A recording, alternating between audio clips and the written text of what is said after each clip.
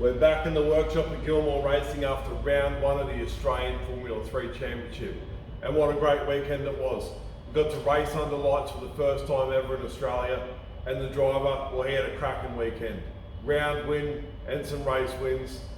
Couldn't be happier, and he's really cemented himself as a great up-and-coming driver. He sort of learned a lot over the weekend. He had a lot to do, a lot to get on top of, and he really thrived under the pressure and got the results that he needed to get. So, eyes forward, round two, tail and bend. We need to get this car prepped. On top of our normal maintenance, we've got to check the gearbox, we've got to strip it down, we've got to fix the rear floor, it's got some damage. We also had the clutch overheat in race 2 at Sydney. So we've got to split the car again, we want to re-inspect the clutch and get it set up right so we don't have to worry about it again. They're a very difficult clutch to use and very temperamental, so we've got to make sure that this thing is spot on. Normal maintenance, we'll check the air filter, we've got to reset ride heights, corner weights, sway bars, you name it. So best we get into this thing and make it happen.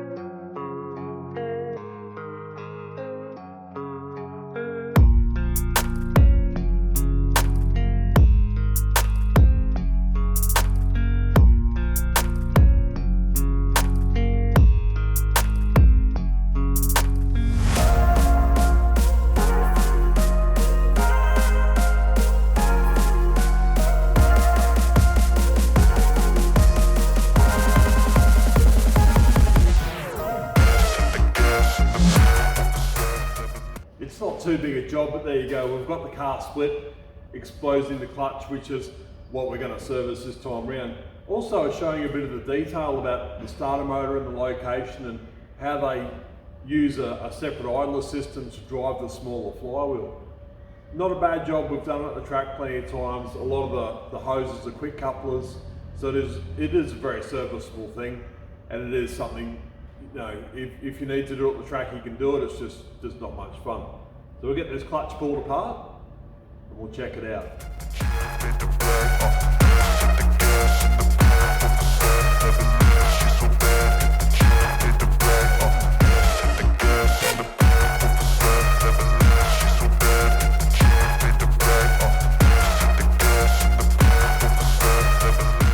Before I'd even removed the clutch assembly from the back of the engine, I could see what the problem was.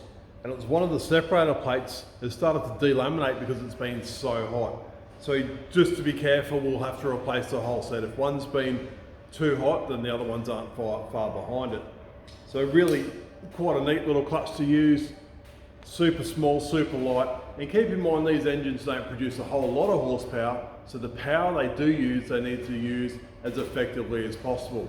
So keeping the rotating mass down is absolute priority, hence the small flywheel and the small clutch assembly.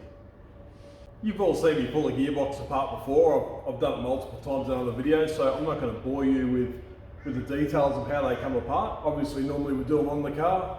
This time the gearbox is off the car, so it's the same stuff. We've got a stand for it, makes it really easy. We've got to change the ratios for the next track we go to.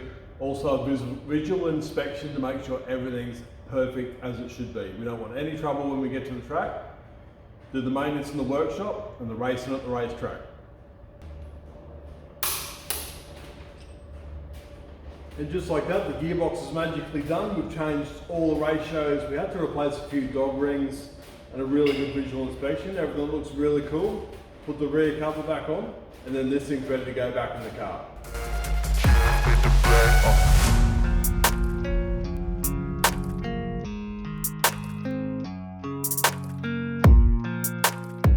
Underneath the center of these cars, they've got a long wooden wear strip that looks a whole lot like this.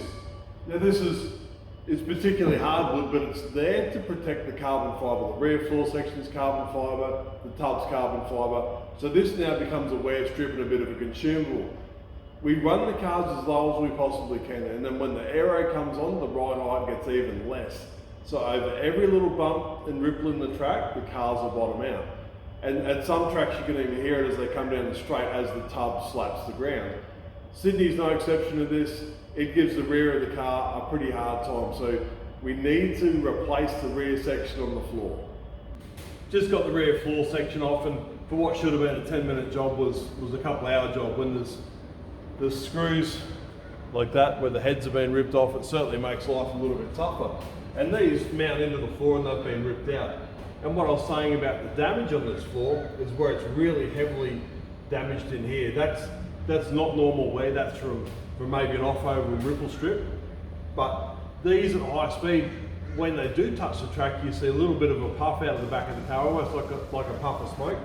And that's just this bit here, just touching the ground, protecting all the carbon fibre and all the turning vanes, and that just becomes a wear strip. But because that's so heavily damaged and it's been gouged out, we'll need to replace that. So we've established that this rear wood floor section needs to be replaced. There's also a little bit of damage on the edge here which will need to get repaired. If that's allowed to get moisture or even brake dust or anything inside it, will contaminate the carbon and make it near impossible to repair further down the track. So we'll get on top of that. I've got a genuine Dallara floor section in stock, so that's that exact bit.